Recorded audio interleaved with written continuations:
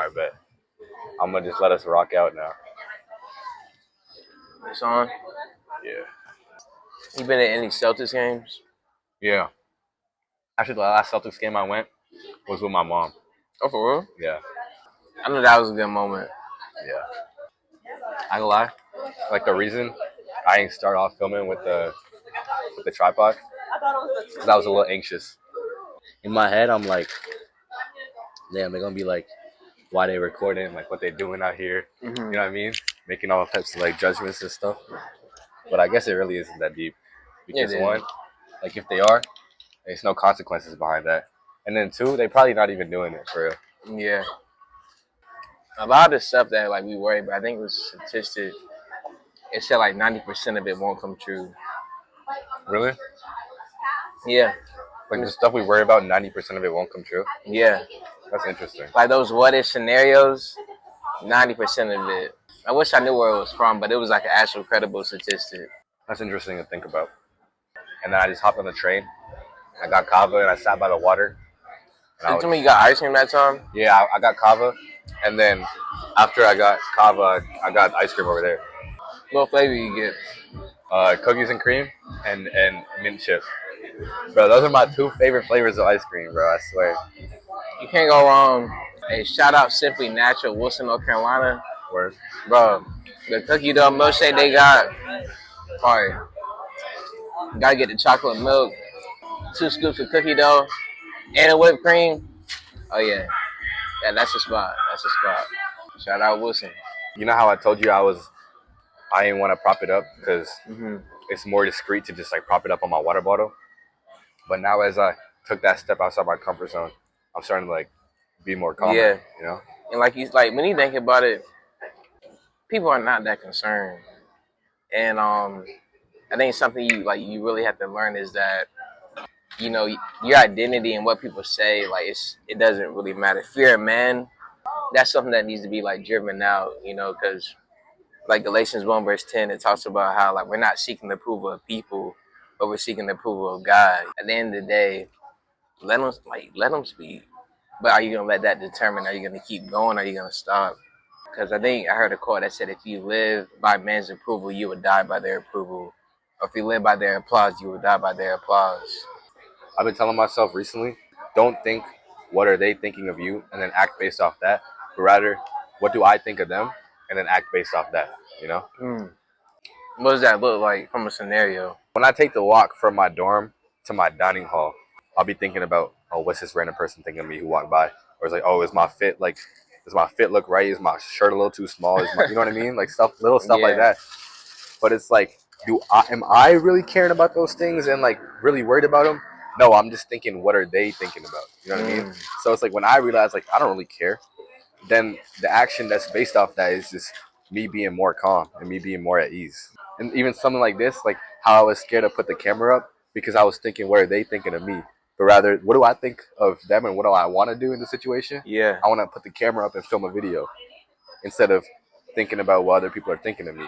And since I'm acting based off this, you know, I put the camera up and making a video, and I'm gonna be a lot more happier because of that. Looking back on it, because then when you don't do something, like when I feel like I'm on campus and I feel like God's telling me to talk to somebody, or I feel like I need to say something nice to somebody, it's like you feel like, dang, like you feel that conviction. You like, you know, you were supposed to do it, but you didn't do it. Yeah. So that regret that you feel later, like that's something to even think about, like why you should do it in the moment, so that you don't have to experience that. Another thing relating to that, I've been telling myself, you'd rather have an oops than a what if. So for you, like with content, is that like that's your mindset behind it? Bro, with content, it'd be so frustrating because sometimes you don't have that. You have a vision in your head, and now the whole basis of content is you want to produce that vision. Yeah. And so when you keep that vision in your head and you feel like you weren't able to produce it or you didn't do it to the extent that you wanted to, I'll be getting so frustrated with myself. Sometimes I'll just like delete a whole video. Yeah. Or like I'll write notes down. I'll like crumple up my notes. I had a conversation with somebody about this exact problem, and what they said to me was, when you press the post button anyways, two things happen. One, you allow people to watch you grow over time, Yeah. regardless of whether you feel your product was imperfect or not. And then two, people will like parts of yourself that you don't like. So I'll post a video and I'll be like, bro, like I don't like this, and that.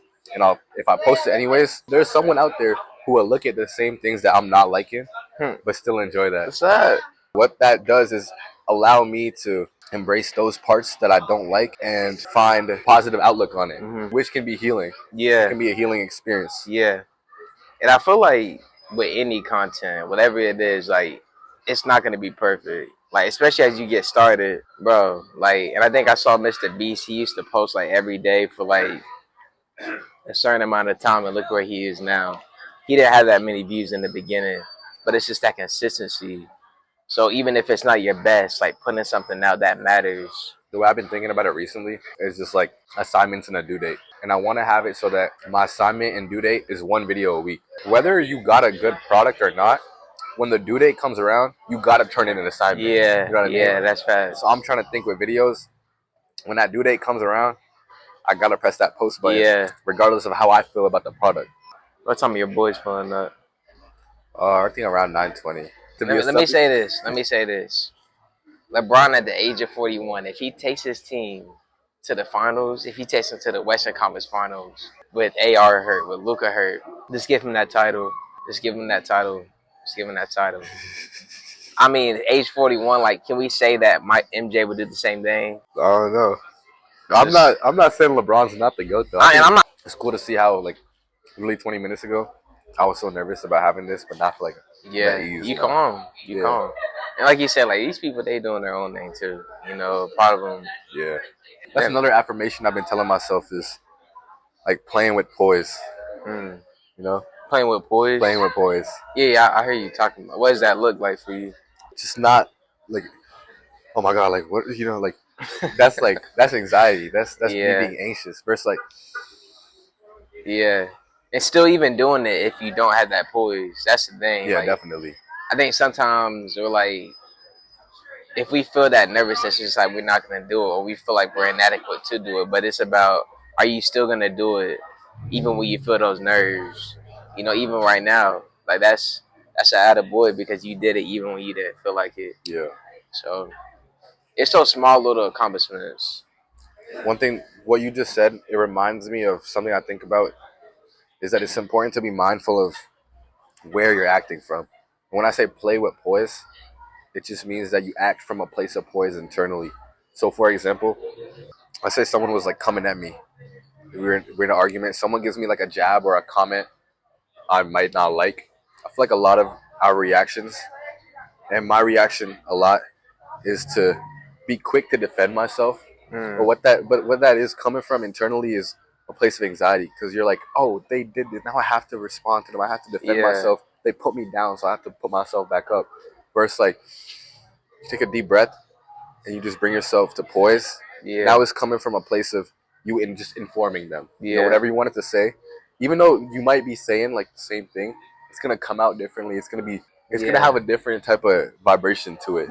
Because it's coming from a different place internally. Yeah, that's a good point, because I was reading the Bible this week, and it talks about how like a soft answer deflects anger. So like somebody can be coming at you as angry as possible. Somebody has really, like, you remember that time when we were at the gas station? That lady, like she was upset, like she just said something random, and sometimes you just gotta ignore that stuff and like give like a gentle and soft answer back. Because like even the Bible says, like, do not answer a fool according to his folly. So saying don't answer a fool according to the, you know what I'm saying, like the same way they're saying something. Because I mean, if anything, you're being just like them. You're giving them what they want. But if somebody's doing something like this, you know what I'm saying, like stay calm. And I think a lot of it, you said it's like anxiety, but I think a lot of it is pride too. When you feel like you want to like respond back to somebody, you want to do this, like you want to protect your image. But I've gotten to a point like you gotta tell yourself, like, forsake your image, like forsake what people have to say about you, like forsake, you know, the negative comments. Like, who are you outside of those things? Like, where's your identity at? I think that's important. That's something I try to look at, especially as I walk into my calling and what I feel like God's calling me to do. The opinions of people, what people have to say about me or the people around me, it's irrelevant. It's irrelevant. So, not to say you shouldn't take advice from people. This is what somebody told me: don't take advice from people who aren't willing to invest in you. If they're not willing to invest in you, then why? You know what I'm saying? Yeah.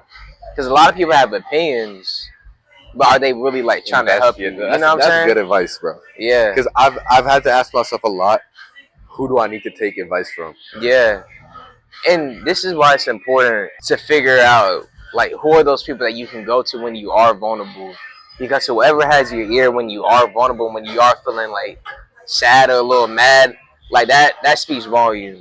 When I was by myself, I Yeah, was just thinking about the interaction at the gas station, yeah, and I feel like people always be trying you. yeah, yeah, People always be trying yeah. you, bro. And I'll be honest, it's tough like to not try to respond back, Yeah. like. Because a part of me is like, oh, nah, like, they disrespecting me. Yeah, But something I recognize is that, like, when people do stuff like that, they're not mad at you. yeah. You know what I'm saying? There's something going on, like, behind the Exactly. scenes. No, exactly. It has nothing to do with you. It has nothing to do with you. But there is a time to speak up. You know what I'm saying? You can't just let people run over you. But there is a time to speak up. It's just finding that balance. How do you discern when that time is? Oh yeah. I mean, I had a situation recently. I won't get into specifics. I think you can be kind, you can be gentle, you can try to address things in a gentle way, but then there's a time to speak up about a situation. So I think for me, it's just you. I think it's one of a just do something moment. Like after you pray about it, after you think about the situation, and you feel like nothing has been resolved, that's when it's time to speak up. Okay, yeah. That's kind of how I feel about it. Because you can do all the praying in the world, but if you're not going to the source, it doesn't mean nothing. So that's what I would say. And it's interesting you say that because even that action of confronting them Hmm. is coming from a place of poise when you do that Yeah, reflection and prayer yeah, rather than I think a lot of people are like, oh, I gotta stand on business. yeah. You Like know? right in that Yeah, I moment. gotta versus Yeah, like taking time to think about it and just act from a place of poise rather than yeah, anger or defense or anxiety. yeah. Because like I feel like if you're not thinking about it and you're acting in that moment, you're either giving them that person, you're giving that person what they want, and you're gonna end up regretting maybe something that you've said. So that's why for me, if it's a tough conversation, I kind of like to just like, okay, I pray about it, but then I get my computer and I'll just type it out. Like I'll just type out kind of like how I'm feeling and how I kind of want to approach the conversation. Bro, how do you feel about spending time by yourself? Bro, it's essential. That's why I think it's important. I was talking to one of my professors, and he was telling me like, as you get older, I want you to schedule out some days where you're just spending time for yourself. You're not doing anything. It's whether it's a few hours, whether it's a full day. You need that time of individuality. Like for me, let's say you're going through something, right? But I'm consistently like just in community. I'm consistently doing stuff. I'm not gonna be able to give you that advice that you need because first of all, I haven't been still. You know what I'm saying? I haven't been spending time with God. Because for me, if I'm not spending time with God, I'm not spending time in prayer or my Bible or like even in community, I recognize that I'm not gonna be able to pour into you as much. So I'm not gonna be able to pour into my family when they call me about something. And that's why it's so important to get that time by yourself. And I mean, sometimes it looks like saying no to some things for me personally. So that's kind of what that looks like for me. What about for you? Recently, it's been something that I've had to do a lot more just because I feel like I don't have a very big circle here. So if the few people that I do rock with are busy, then Yeah, it's like I have no choice but to spend yeah, that time by myself. And I think at times it can be uncomfortable for me, hmm, but it's also something I've learned or yeah, something that I've yeah, watched me grow in terms of me being more comfortable by myself, me being more confident by myself, and just me having more fun by yeah, myself. yeah. And something I like doing is this is something I like doing is just like going to get ice cream by myself or going out to eat by myself and then like just talking to God as I'm driving in the car. Like that stuff right there, I feel like that helps a lot. You know what I'm saying? So that's why I would say I like doing that stuff. Yeah. It's like getting that time by yourself. Because I feel like if you can treat yourself well, you know what I'm saying? You gotta take care of yourself. You gotta take care of yourself.